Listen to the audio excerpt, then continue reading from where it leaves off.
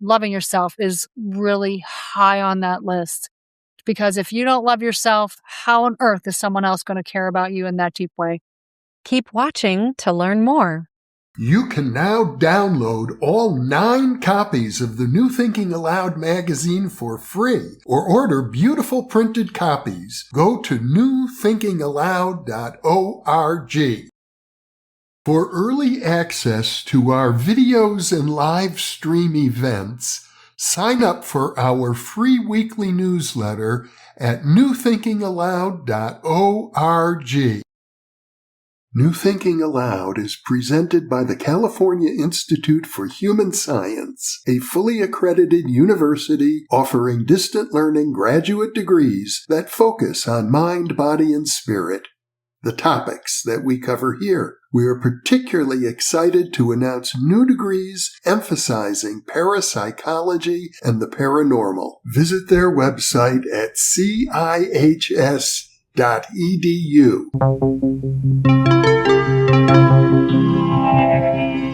Thinking Aloud. Conversations on the leading edge of knowledge and discovery with psychologist Jeffrey Mishlove.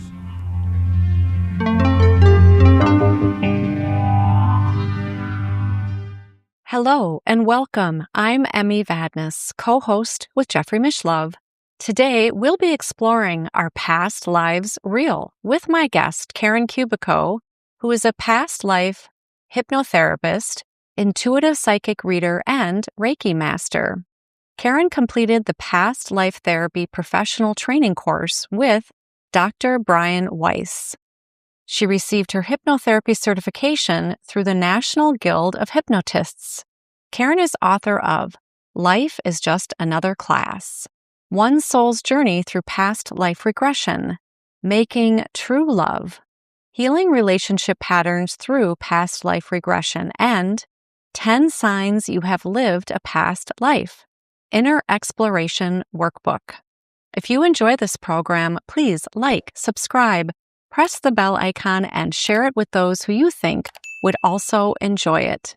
Karen is located in Pittsburgh. Now I'll switch over to the internet video. Welcome, Karen. It is a true joy to be with you today on New Thinking Aloud. Thanks, Emmy. I really appreciate you having me on your show here with New Thinking Aloud, which is an amazing venue. Thank you for that. You have been practicing as a professional past life hypnotherapist for 20 years. And to get us started, I'm wondering if you can share about your own personal near-death experience that brought you into this line of work. Sure. I have 2 children. The first child came through C-section. The second child was trying to be born the regular route, and it did not work out. They came through the prior section, and it caused us both to have a near-death experience. And at that time, I didn't really realize it. I wasn't really open to all of this fun. I call it fun stuff. And it was me floating above the room in the operating room, seeing what was going on. I have a lot of clear memories of all the different otherworldly beings there, me seeing myself laying there, and knowing that she came out blue and all of the trauma associated with that, kind of like watching over everything, talking, directing, and all that kind of thing. And so it was really kind of, I didn't really get that I had that experience, except that then I started to see like otherworldly beings. Like I saw my grandfather holding her a few months later, and then I went and talked to an actual psychic for the first time a few months after that, and he said, if I don't help her understand her third eye, that's not going to be so great for her. And so I was like, well, I don't even know what a third eye is. So I went to find out. And I finally, probably 3 years later, I came across a book after going through lots of different things and looking up a lot of things. I found a book on children's past lives. I'm like, weird stuff, kids stuff. It's going to have to be good, right? And so that really led me down this path of past life regression work. And it started me on all of this fun. During that near-death experience, is there anything else that you recall or any other messages or anything meaningful to your life that has stuck with you? It woke me up in a way that I didn't even comprehend at the time or was even aware that it was something that was going to make a change in my life. I mean, I started becoming aware of when my grandfather was holding her real sweet and loving, and I was like, who did she wake up?" Like, I didn't know she even woke up, and no response. So it was kind of a fascinating thing, and then I started becoming more aware of two other ghostly beings that were in my own house at that time and wandering around, a little kid and an older man, and I could see the little kid, and he would try to wake me up in the middle of the night. I don't know what he was trying to say to me. He never said words, but I could see him like I can see you. And I was like, I don't know what to do with all of this. So I didn't realize that I had been woke because I really believe that a lot of people don't realize that they might have stepped out of their body, remember who they are as a spiritual being, and then they come back into their body and something shifts. Something changes in a real sense where your intuitive senses get awakened even more. And that is something that is very unsettling if you don't understand what that is or what that means or what that looks like or who even to talk to about that type of thing. Now, you asked if I got any messages. I don't recall, especially. I just remember feeling like I was above. I remember there being a ton of beings there with me, and I remember talking with them and frantic. I remember feeling very frantic because I knew something was not right, and I got very mama bear about it all. I remember being somewhat comforted, but I wasn't feeling at ease about the entire situation until she was able to come home from the hospital a couple weeks later. So, yeah, so that was a tough time, truly, for me. I definitely had a second near-death experience that I can tell you a whole lot more about because I was, in a sense, not prepared. I don't think you're ever prepared, but I understood what was happening. I was able to remember a whole lot more information, and I actually made a choice to come back here on this earth and stay here in this body. And so it was a very different, very, very different experience compared to would have been 14 years before that. Sure. Well, while we're on the topic, whatever you want to share about that second one. Well, you asked the question, what was the message? And so I got to work with and talk to Archangel Jophiel, and I was in the midst of a car wreck when this all happened. I didn't realize I passed out. My friend who I was pulling in her parking lot saw me sitting there motionless and called 911. But I remember seeing her, and she's like, there's this beautiful illumination of light above me, and she's reaching through and she's like, come with me. And I took her hand and we went on this beautiful experience. In a sense, she was showing me a place that I'll potentially be at some future point in my life. It hasn't happened yet. And working more in depth with all these types of things, with talking with more angels and spirit guides and really giving that information. She taught me a lot of stuff, more than I can recognize and comprehend, to share. And again, I made that choice to come here. She's like, did you want to come back? Because you could stay. It was a free will choice, just like all things are here in this life. And I chose to come back. My kids were still young, and so I definitely wanted to be with them. What did the second near-death experience share with you? Or what did you glean from that? It's funny because, you have these experiences, Emmy, and it's more like it's incomprehensible. Who do you talk about this stuff to? It's very surreal feeling. Like, you don't really realize it's happening at the time. Who do you talk to about that? They're going to think you're nuts or whatever. Some people might, but it's more of when you find those folks and you start to have these conversations, it can be very assuring in a real sense, because then people can be more open to knowing what happens after you step out of your physical body, right? And And it's really helps people know that you don't just die and turn back into dust. In a sense, there is something more. There's choice involved and all that type of thing. And that really feels like part of the message. My own personal self, how my life was going before that, I started waking up, learning about all the past life fun and helping other people remember past lives, remembering my own and all that type of thing.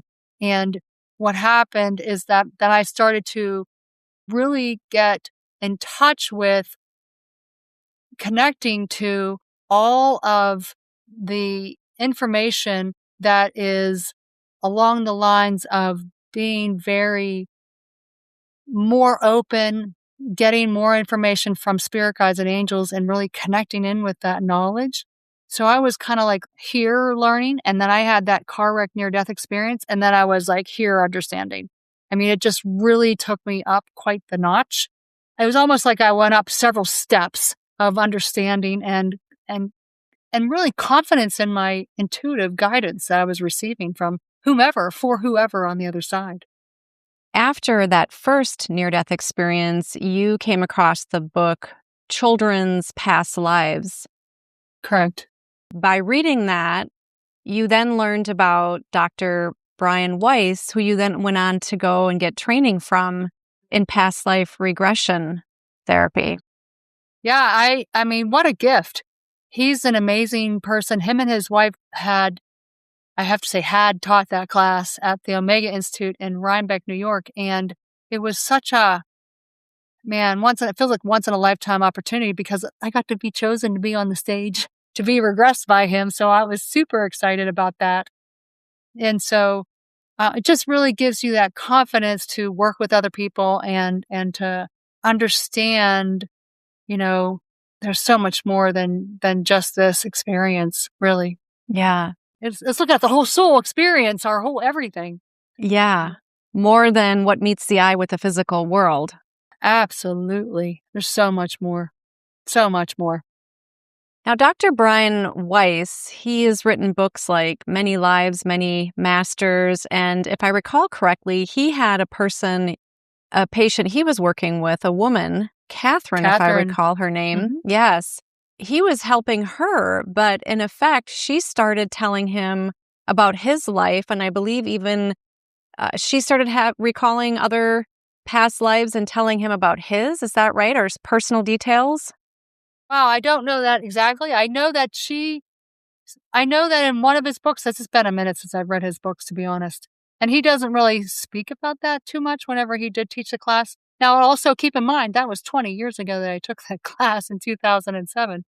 But it was, I know that he, and I have had this experience too with people actually. In fact, even this morning when I was working with somebody, I had someone from a higher dimensional perspective come through and give deeper knowledge. And so he had, through her potentially, I don't remember exactly, I'd have to look at his books again, but I know he had another book, Messages from the Masters. Thank you. My guides are helping me out today. And so in that book, he's talking about how other worldly beings can speak through someone that you are regressing.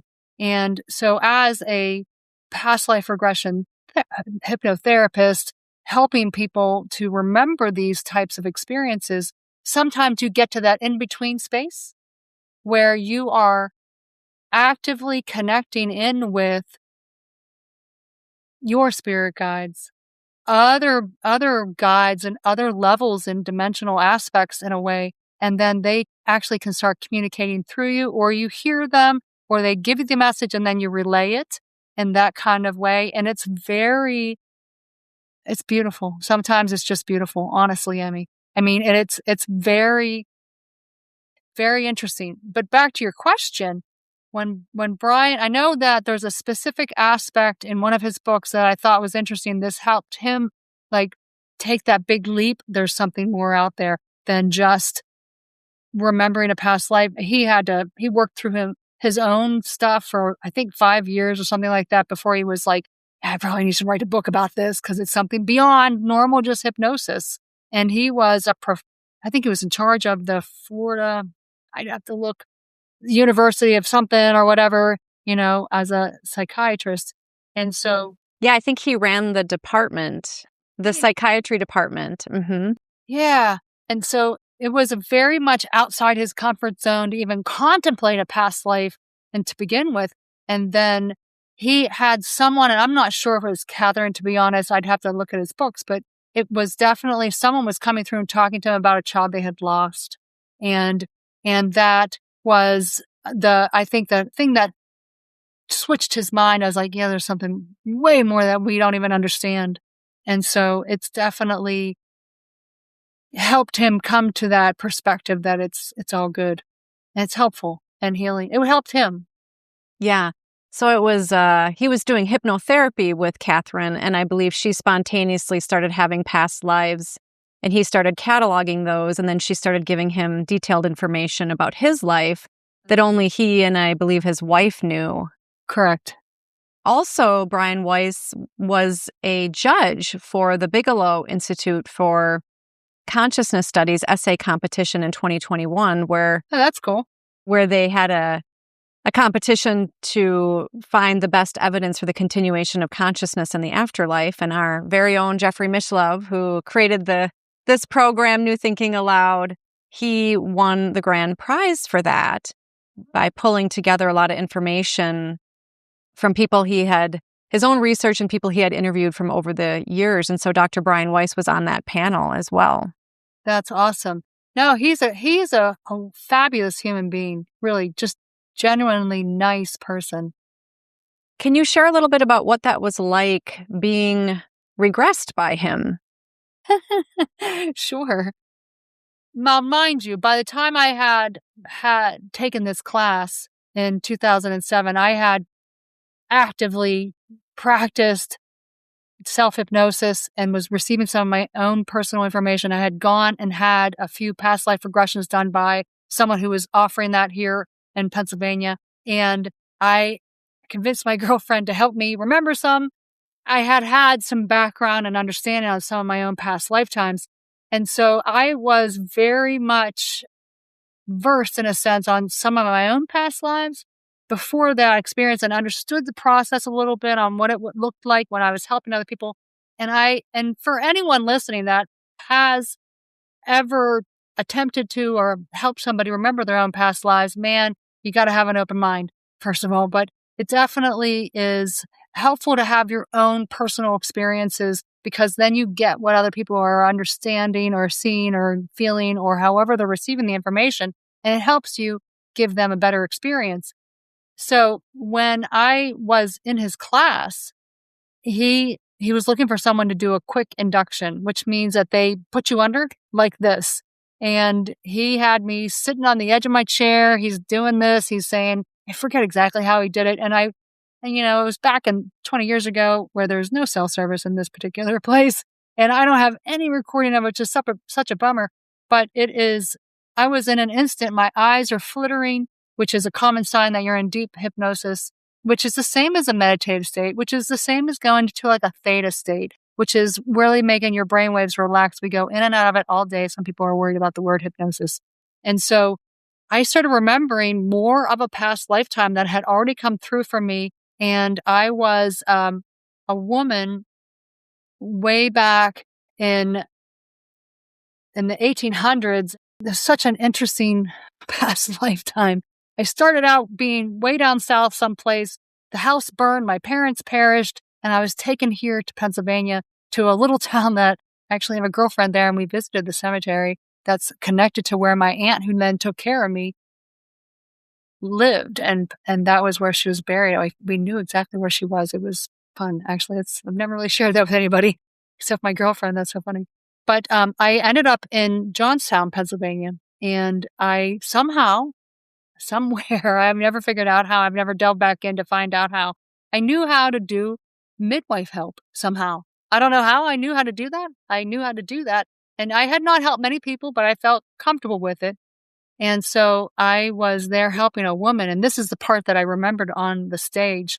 And I remember in such detail. I'm very visual, Emmy. And so I am describing the wallpaper, the end table, the bed this lady's laying on, she's a mess. She's sweating. She's pregnant. I'm nervous. I'm describing all the emotions and everything. And I am very much aware of the windows and what time of day it is and everything. So many details are coming through, and it didn't work out. She was having a tough time, and I don't exactly know why the baby didn't come through easily, but the baby survived, but the mother did not. And it was just, I was an emotional wreck, and I'm crying. I'm explaining all this kind of stuff happening.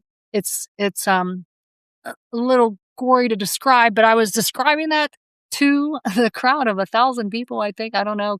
At least there was so many people there, and taking his class. And I'm like making motions and all this kind of stuff. And a woman that I had sat next to, she's like, wow, your voice even kind of had an accent to it. So that was kind of interesting. I mean, it's a couple hundred years ago or something like that. And so, but what's interesting is that I remembered at that moment, I'm trying to remember if I knew at that moment that little baby was my child that I had in this current lifetime that came through in a very traumatic way also in this life.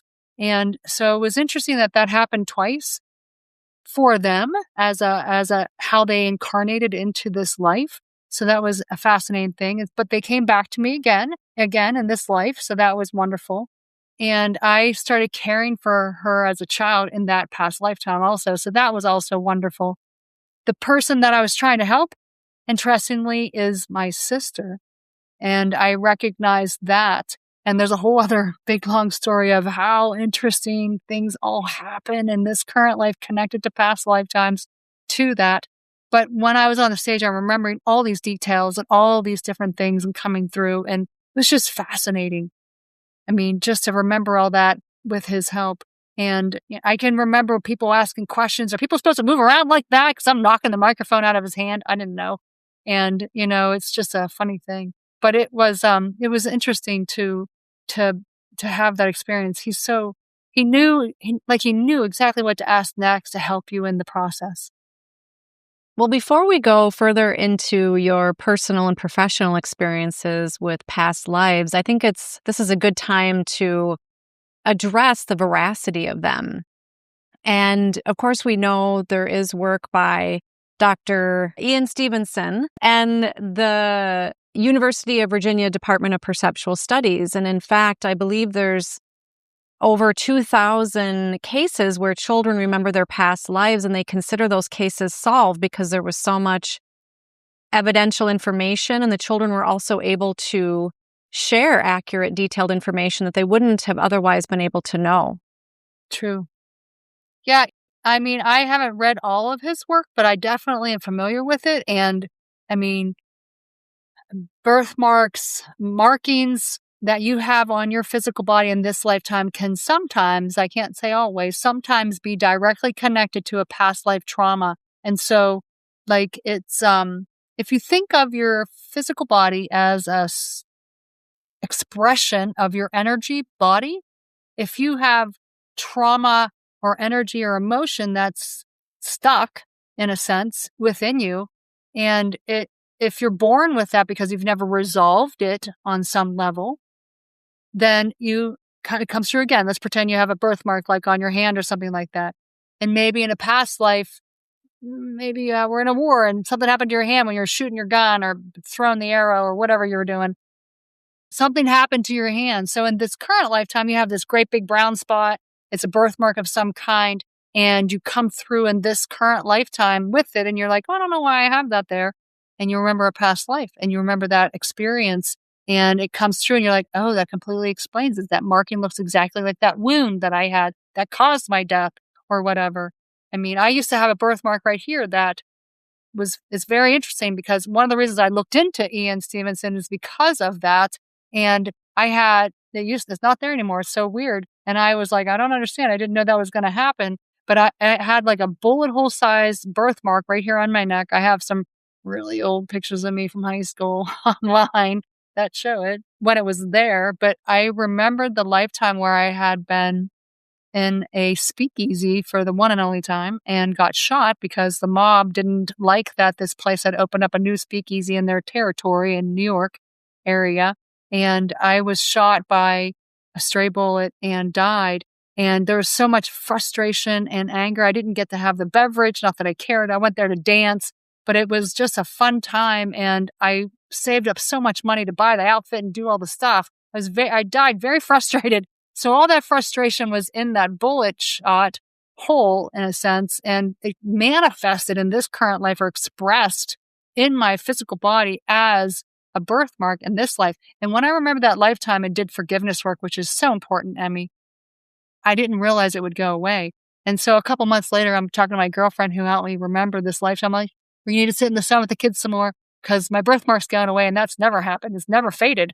It's never changed my whole life. And all of a sudden it's going away. It was so bizarre. And so it's never come back. It's like you can't even see it. It used to be a very dark brown spot. It's bizarre. It's bizarre. But I didn't know. So I have to tell you this. So I'm going into a past life regression again to try to do some more work when I was writing my first book. And this information's in there. And so I go into a past life, I go through a past life death, and you can get into the middle, to the in-between state. Kind of no different than where you go when you have a near-death experience, Emmy. And I see the angels, and they're doing some healing work on you after you have a past life. And they're helping you cleanse out all this humanness and all the worries and things, and to prepare you for whatever else is next in your choices of what you want to do. And I said to them, hey, why did you guys leave that birthmark here that last time? And they're like, oh, we gave you something to talk about in this lifetime. And I was like, oh, okay. Well, I think that's such an important piece because so many people wonder, is this real? Do we really have past lives? Why don't we remember them? And how do we know that what we recall is actually accurate versus just our imagination making something up? There's no other explanation for that. No other explanation for that. So, like, why would I have that birthmark to begin with? It's random. And why would it just literally within a few months after remembering and doing forgiveness work from that past lifetime, it go away? I mean, there's no logical reason on this earth and this human body to understand that.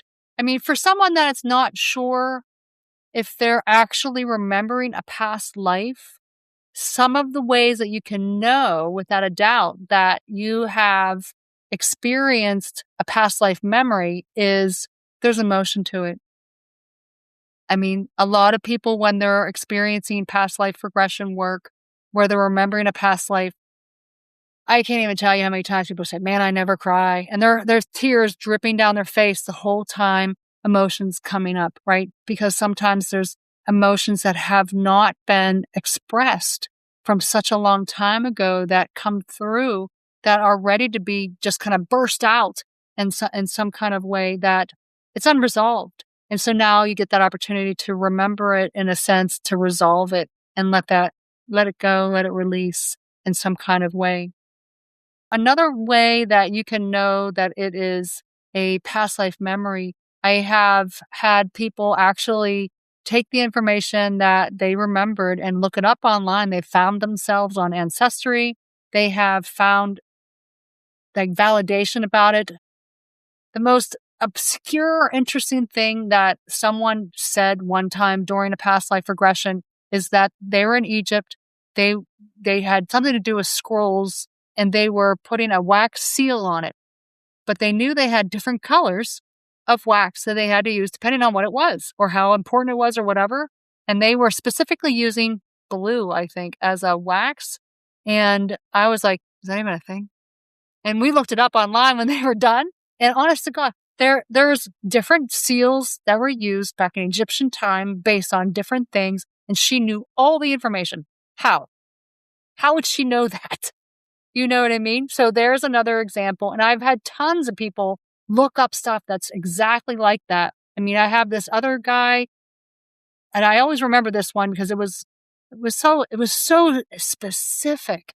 In this life, he's an engineer. In a past life, he's like an architect. He designed some beautiful church over in California. He knew the name, where it was, how it looked, all the stuff, intricate details. How would he know that? So he's done with the session. We're Googling because why not? And we found the exact church that he was talking about. He's like, oh my gosh, this exactly looked like him. It's such a cool experience. How would he know that? You know? And so like those kinds of things can give you validation. Now, there's lots of ways to recognize that you've had a past life without even doing a past life regression. I mean, you might meet somebody that you have only met just for the first time, and you all of a sudden you just feel so comfortable with them. And often people who may or may not believe in past life say, oh my gosh, I feel like I've known you for lifetimes, or we've had a past life together, or something like that. You know, and it's not just a pickup line or whatever. It definitely is. You really feel that. You both feel that. Where's that coming from? You know, we travel into these lifetimes in soul groups. And so people who are familiar with each other and they come into these lifetimes again and again together because they're like on the other side saying, hey, I want to try to learn this and that. You're willing to do that, Emmy? Come on, let's do it. You're like, yes, let's do it. And we come down and we have this life together and it's a great time. So, I mean, those are some of the ways that you can recognize that you've had a lifetime and you don't even know why.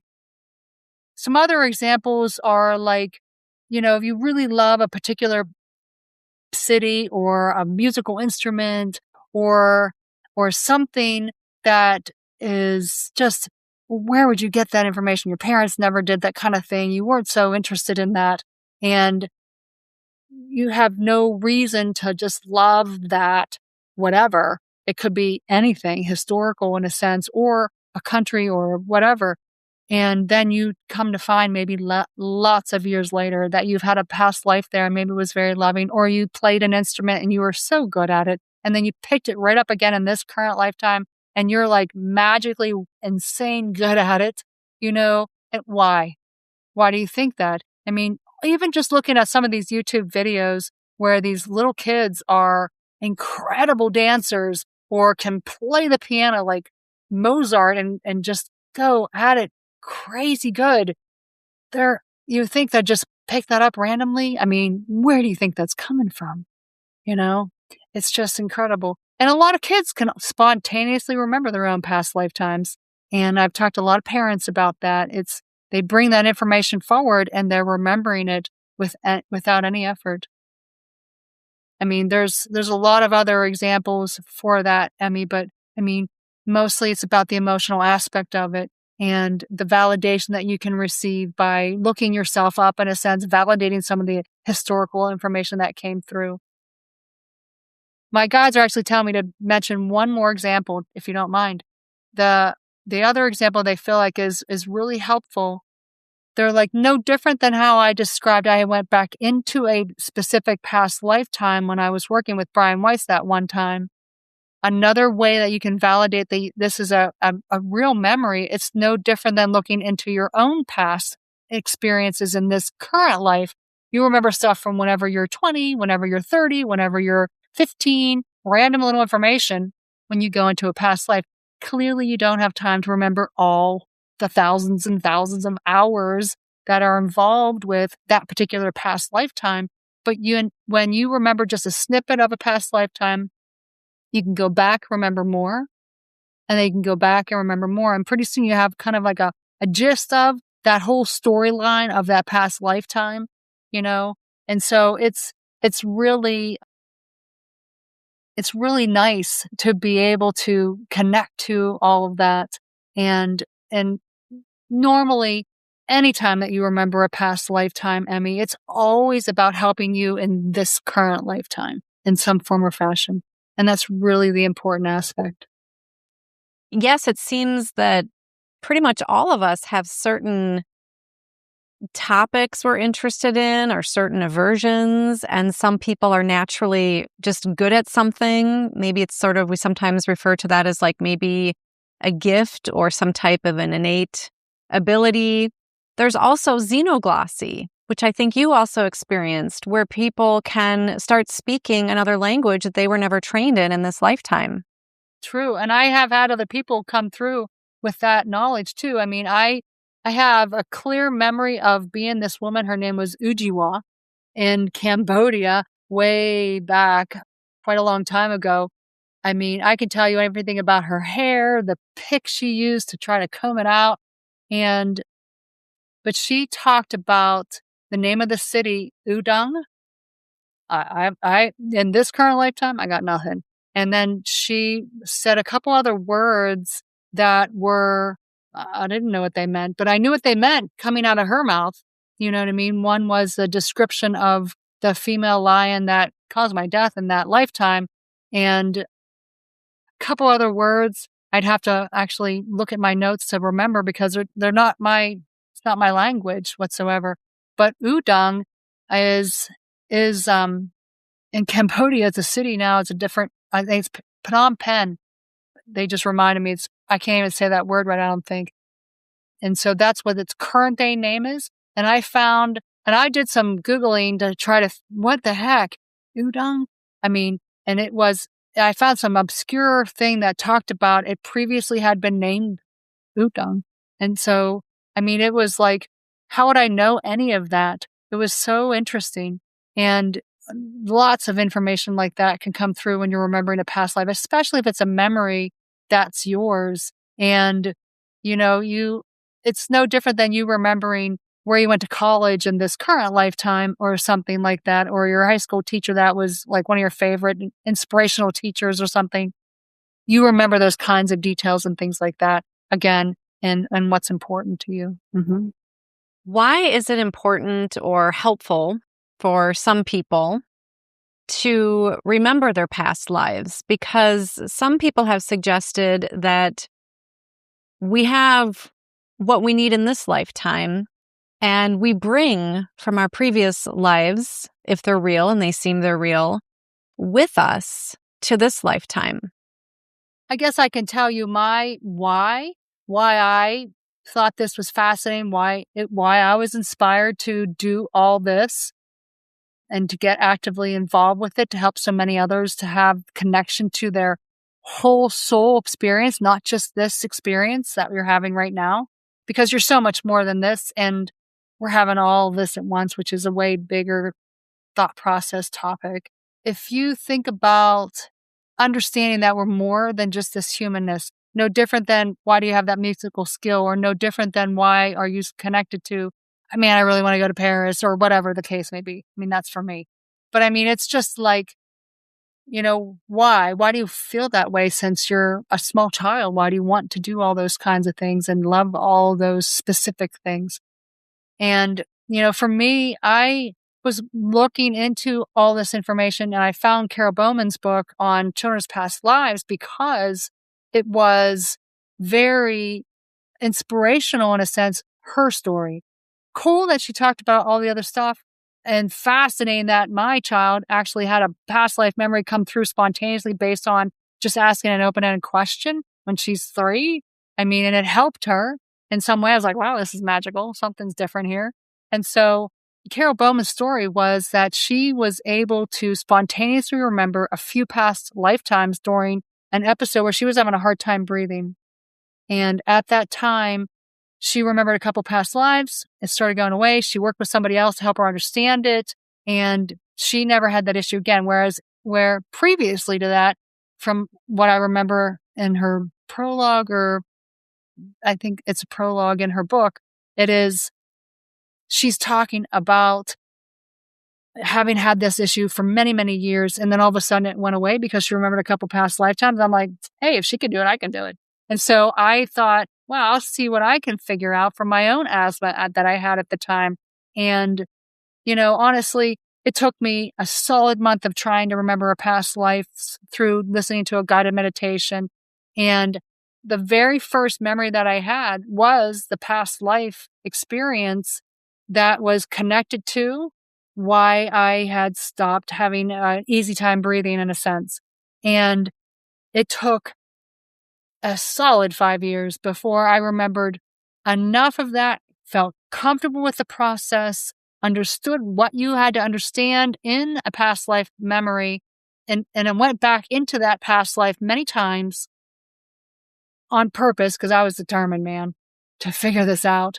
And I found so many other past lifetimes, most of which are included in my book, Life is Just Another Class, honestly. That's part of the inspiration for that book and what prompted me to get started to do that book. And when I was actually in the hospital, seriously gonna die, I mean, they actually, one of the doctors told me a couple weeks afterwards that we really thought you were gonna not come home from the hospital. And I was having such a breathing issue, I couldn't even communicate, say a whole sentence without, and then say a word and say, I mean, it was a horrible experience. But obviously I got through that. That was back in 2010. I had a very, very vivid dream and a memory of that specific past lifetime, the very first one. I had other information come through in the meantime. I had a memory of that vision again. And then I saw the connection between this current lifetime and that past lifetime. And then I felt better. I was out of the hospital in a few days.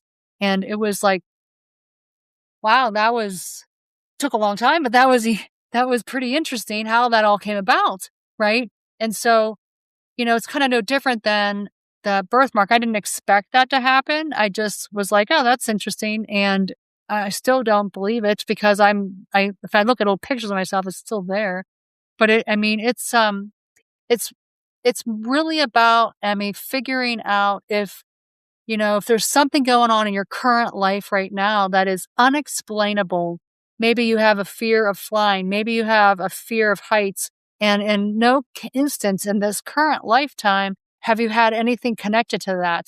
Or you have just this super intense love for this, or that. Why? Right? Is it because you really just like that? Or is it deeper? Is it because, you just, even the people who reenact and stuff like that, do you think you might have had a past life then? I mean, I'm just throwing it out there. Because why are you so head over heels in love with doing all that kind of thing?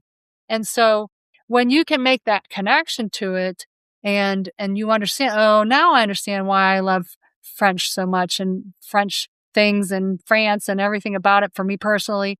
But I've met other people who just want to go do this and they want to play that instrument and they want to do these things. And I mean, I've met so many people loving so many different kinds of things, but it's helping you understand more of you're so much more than this experience at this moment.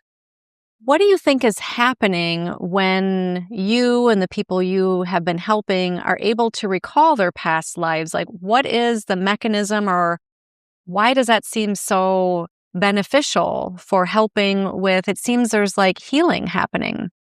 Sometimes people use the fancy word catharsis.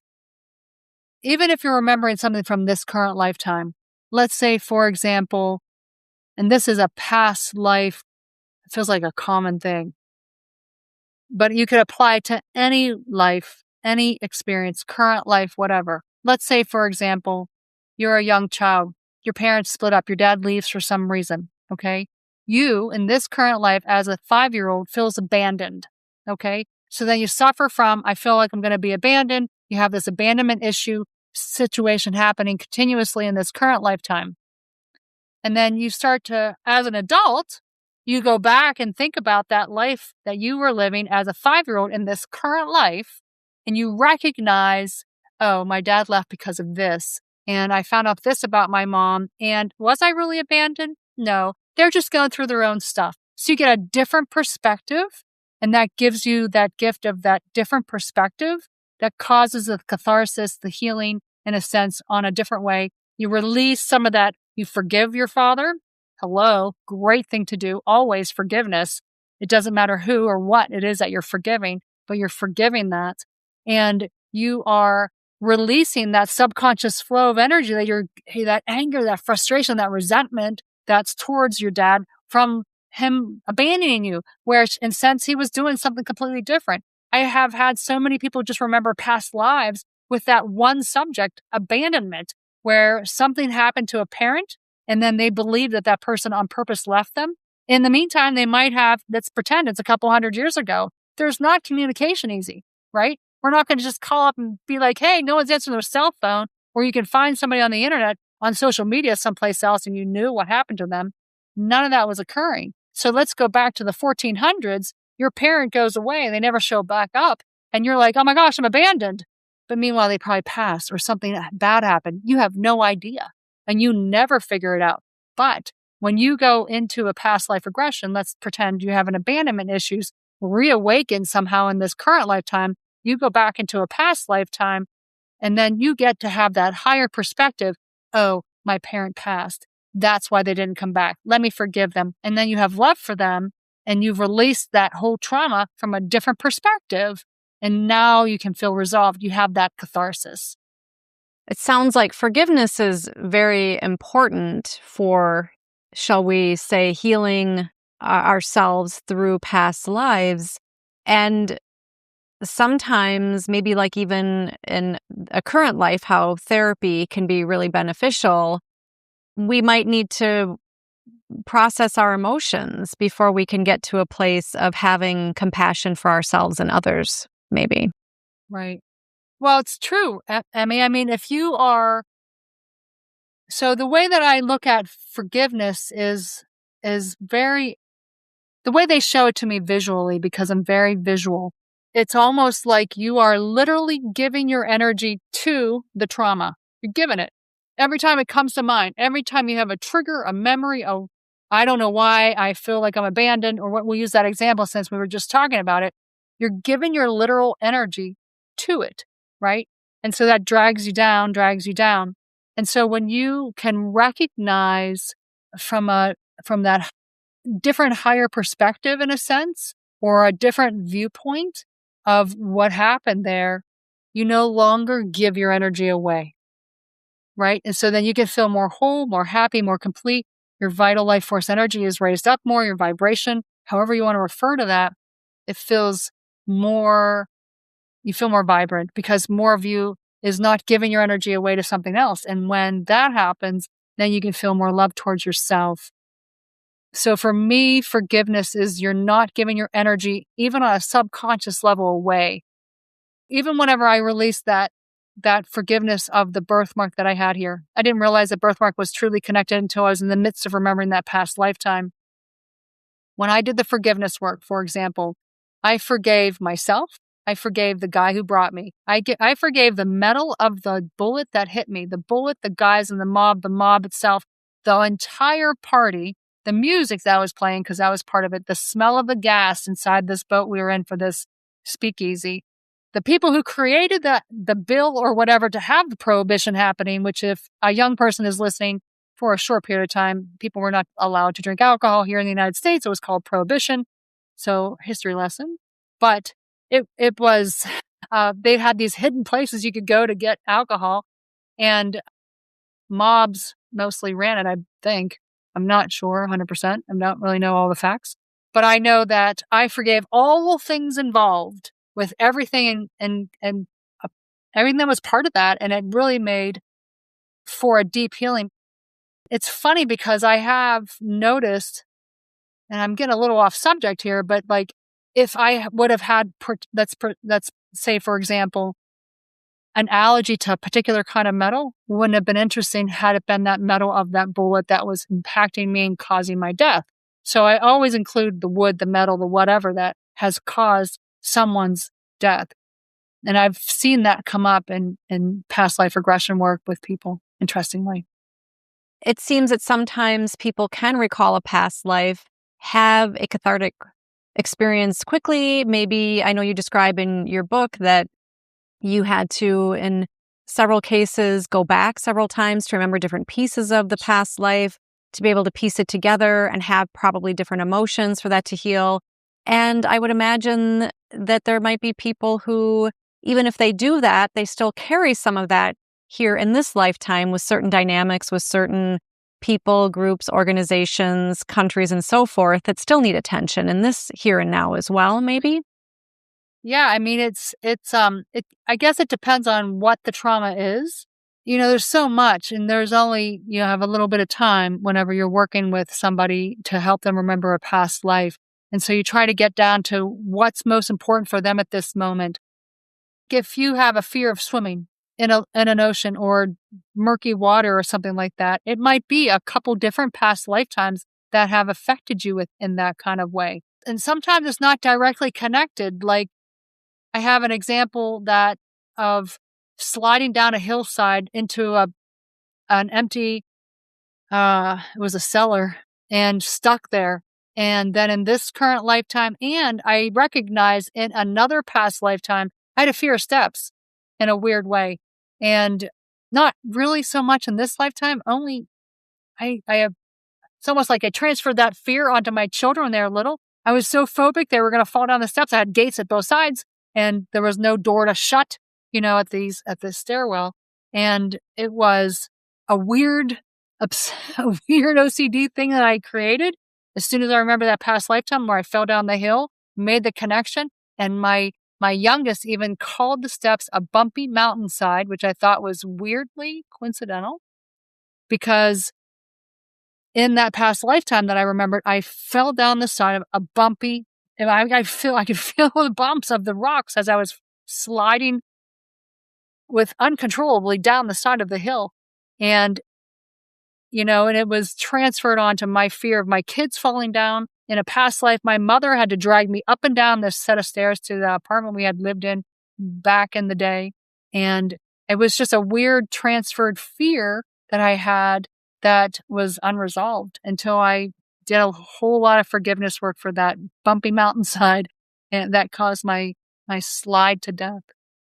What role does intuition play in past life discovery, understanding? Of course, we're talking about some examples for healing, and you also mentioned earlier that it can help us to understand our whole selves and maybe our connection to the greater all as well. And how does intuition support that? I love that you're talking about this, Emmy, because I know you are passionate about helping others with their intuitive abilities. Honestly, if you don't trust your own impersonal intuition, it's especially if you're listening to a guided meditation to help you remember a past life and you don't have someone one-on-one guiding you like I offer as a service. If you're not trusting what you're receiving, however you're receiving it, and many people receive it very, very differently, where I might see something because I'm very strong in sensing and seeing and hearing. That's my psychic abilities, the top ones for me. Other people might have the entire experience where they feel it. They feel that, they feel this, where I'm like literally looking at it, you know what I mean, and describing it. Where other people have had experiences where they just get a knowing. I give this example often, Emmy. You look at an old photo and on that photo is a picture of you. That's all that's there. That's all you know. But you know that your mom bought you the outfit. You know you were going to some fancy thing. You know you ruined the shoes. None of that is in the picture, So when you're remembering a past lifetime, you might just get a knowing there's a horse and wagon of hay. You might get a knowing what year it is, what your name is. That's your spouse, that type of thing. You don't know how you know, you just know. And so that is another way you can receive information. But I think the funniest one, or most interesting, intriguing one, the sense of smell. I mean, people smell bread baking and fires burning to cook things on, and all kinds of interesting things can come up with the sense of smell. It's a strong connection to memories. Yeah, I believe it goes directly into the limbic system in the brain. The olfactory system is connected literally into the brain, so it's the quickest way for us to connect with our past memories, our associations to scents and smells. Yeah, I mean, I have taken people into a past life experience. They've gone through the light, they're in the greeting room, and past over people from this current lifetime show up.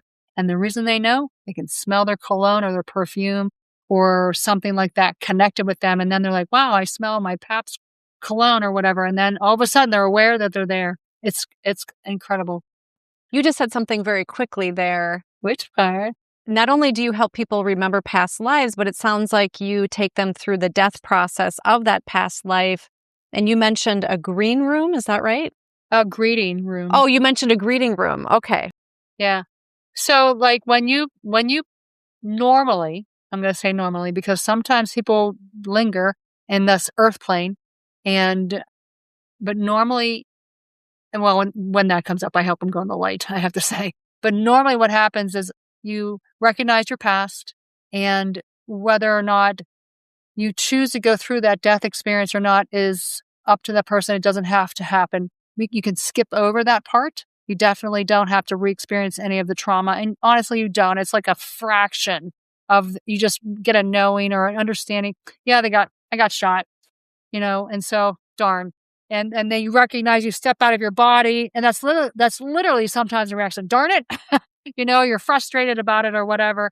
Or if you're an older person and you've been through a bad time, you step out of your body, it's a relief, you feel blissful, that type of thing. But once that occurs, you get past that, in sense, hump of that end trauma moment, whether or not it's a true trauma or it's just peaceful. You start to recognize there are angels and guides there for you. Passover people can be standing right there waiting for you. I've talked to so many people where they have mentioned that, their grandmother who's in the midst of the final moments, they're seeing people from the other side come through. They're like, hey, Uncle Henry's here, Grandpa Joe's here, whomever, that type of stuff, because they're in and out of this physicalness and starting to feel comfortable with moving into the next. And so the next is the heaven space. That's how I see it personally. And so you start to see this beautiful light, and either that people describe it being all around them, encompassing them, or they see an actual light in the distance and they come closer, then all of a sudden they're inside of it. The next thing that happens is that they're in this beautiful illuminated space, and it's filled with people who care about them. And first and foremost, normally what comes through is their spirit guide, sometimes an angel. Today, when I was working with somebody this morning, and a spirit guide came through, they were fully aware of angels around them, helping them through a past life experience. And then we had this one-on-one great conversation with her spirit guide. It was amazing, actually. But then at that moment when these types of things are happening, even now they're making me think of someone I helped the other day. She went right to this space. No past life involved, straight to the in-between. And she's talking to spirit guides. She's aware of angels around her. And then all of a sudden, Passover people are coming through. And I was like, magical. And so it's always a beautiful moment when that happens. I never expect or assume that it will. I just let it happen organically because it's what they're meant to experience at that moment. And if they're open to receive it, then perfect. And so it's definitely a nice, loving way to connect. And it's interesting that not only do Passover people from that other lifetime come through, but past people from this lifetime come through, because they're all there for you. All of them. It's a beautiful thing. You have helped many people at this point, over 20 years, I would imagine. And why do you think it seems to take a little effort to get into that relaxed inner focus state to allow a past life to come forward? Although sometimes there are people who spontaneously recall past lives. True. But why do we not retain that information in this lifetime, do you think? When we're born? Mm-hmm. Well, we know some of it, but wouldn't it be confusing if your parents were somebody else in another lifetime and you fully remembered that? Especially as a young child, how do you explain that? I think the confusion is part of why that happens, Emmy, because it wouldn't, like just imagine your 2-year-old trying to be because they were a mother to you in a past life, trying to tell you what to do. And you're like, well, you didn't listen to me last time. What the heck? You know what I mean? And they're giving you a hard time. I can just envision my own children doing that to me. And wouldn't it be odd and make your job as a parent so difficult? And there might be some resentment harbored too, that you might have forgotten about, that maybe you chose to have a lifetime with your parents again in this current lifetime to really understand, once and for all, I'm going to actually stand my ground and set some boundaries in that kind of way. A lot of people have a lot of tough times with their parents.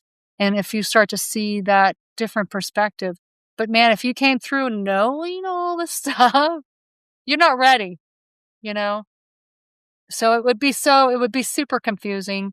If we came through and recognized we've had thousands of lifetimes and they were in 30 of them, and you're like, man, that one lifetime when you did this to me, oh my gosh, I'm never going to get over that. You're 5 years old having this conversation. I don't feel like that would be beneficial in this current life, right?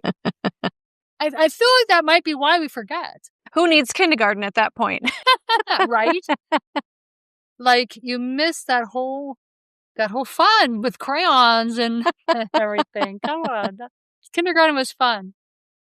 Well, certainly we've mentioned the work of Ian Stevenson, and this topic implies that reincarnation is very real.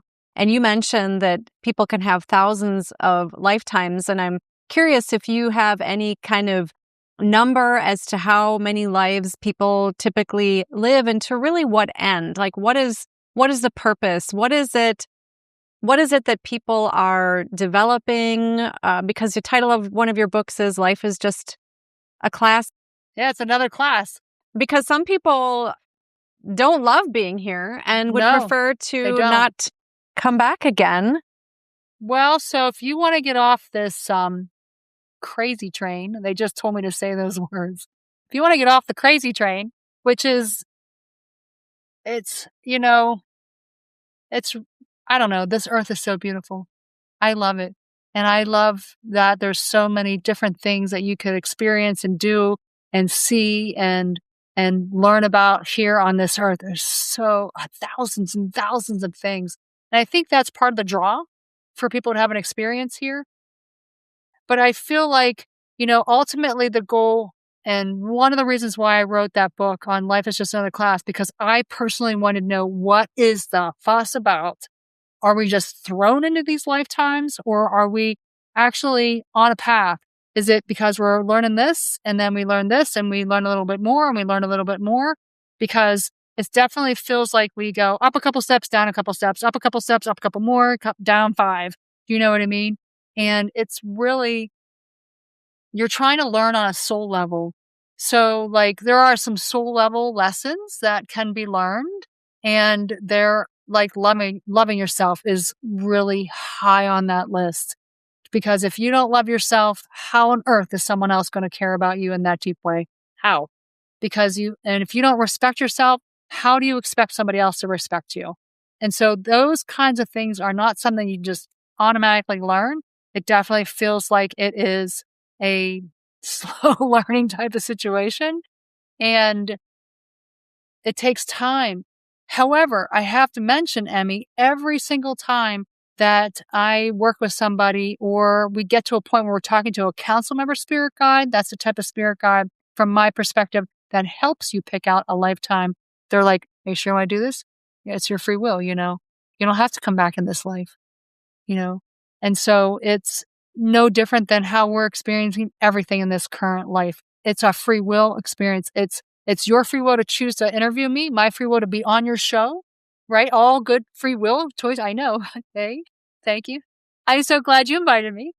And so it's like free will to do and be whatever we choose, right? What do you want to choose? It's really, if you go to and towards that positive, loving direction, always, you're going to receive that positive, loving return in a sense. And so really connecting in with that is so important. But, if you want to get off this, I don't know why somebody on my spirit team is calling it a crazy train. They have never called it that. I think it's sometimes referred to as, is it the samsara, the wheel of reincarnation? It's definitely, they refer to it as like how a mouse is on the wheel. You're spinning endlessly and getting nowhere. I don't feel like it's like that. But however, if you do the inner work, Emmy, that eliminates the lessons that you're trying to learn on a bigger, grander soul level scale. And whenever they show me, somebody's whole soul experience, it doesn't look like this lifetime and then that lifetime. It's all at once. And, you're learning so many different things through all of it. And you're picking up this and that and here and there. And then in this lifetime, it's sort of like a combination of some of these different things. It's, you can't learn it all at once because there's so much. But I think ultimately the goal is to connect to these higher dimensional chakras in a very conscious way. And the more that you understand and connect to those higher dimensional chakras, you understand that you are an energetic being having this human experience. You're a spiritual being first and a human once in a while. And you really get the energy, the manifestation, all of that understanding. There's no reason to have a human experience anymore. But that takes a lot of time, effort, and inner work to get there. Is it all about lessons in learning, or are some of our lives for pleasure, joy, love, or is that really what we are striving toward? So that's a great question, Emmy. I mean, it is, first I think we're learning lessons, right? And they don't have to be hard. A lesson can be to open your heart to love. That can be a lesson. Learning everything that you can about the unconditional love and how to give it, how to receive it, and all those types of things. I mean, I feel like that is a big deal lesson also, but sometimes you have to overcome all these other things like how to communicate and set boundaries and use your intuition. I mean, that is also a lesson. Opening yourself up to these higher dimensional chakras, opening your crown chakra up so that you're connecting to the other side, communicating to our spirit guides like you and I are doing as we're having this conversation. I mean, wouldn't it be easier if we all did that? It's just really a different way of thinking about it. Do you have to have a human experience and to be able to learn these kinds of things? Sometimes yes, because I feel like it's just one small aspect of so much more than who we really are. And, we're learning on all levels. Beautiful, Karen. Is there anything else you want to share today, knowing that we've covered a lot about our past lives real before we wind down? If you feel inspired, I'm talking to our listeners out there, that you are like, man, maybe I want to explore and understand more about who I really am on a soul level. I mean, I have books. You have books on how to trust your intuition. I mean, I have an online course that's on my YouTube channel that you can go through a lot of different ways to trust your intuition, to recognize what you need to do to prepare for a past life, and guided meditations and things. I mean, there's a lot of knowledge out there. Go down that rabbit hole, see what you find. What are you resonating with to work with and understand? Past life regression was something I resonated with, and that's how I learned how to heal myself the most, but other people might find other ways. So I guess I'm putting out there, if you're moved to do the inner work, find the way that you resonate with to do that. That is great advice. Karen Kubicko, thank you so much for being with me today and sharing your wisdom with all of us. I have truly enjoyed this conversation. Thank you for being with me. Thanks, Emmy. I really enjoyed being here and having the chance to speak with you about all these topics. And for those of you watching or listening, thank you for being with us, because you are the reason that we are here.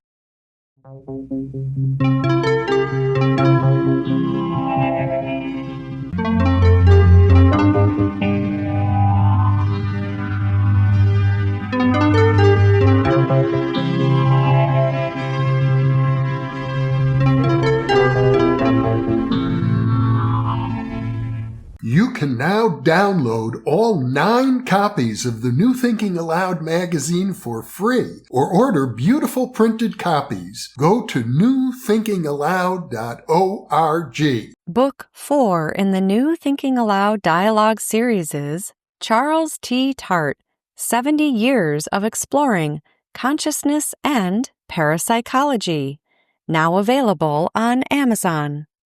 For early access to our videos and live stream events, sign up for our free weekly newsletter at newthinkingaloud.org. New Thinking Aloud is presented by the California Institute for Human Science, a fully accredited university offering distant learning graduate degrees that focus on mind, body, and spirit. The topics that we cover here. We are particularly excited to announce new degrees emphasizing parapsychology and the paranormal. Visit their website at cihs.edu.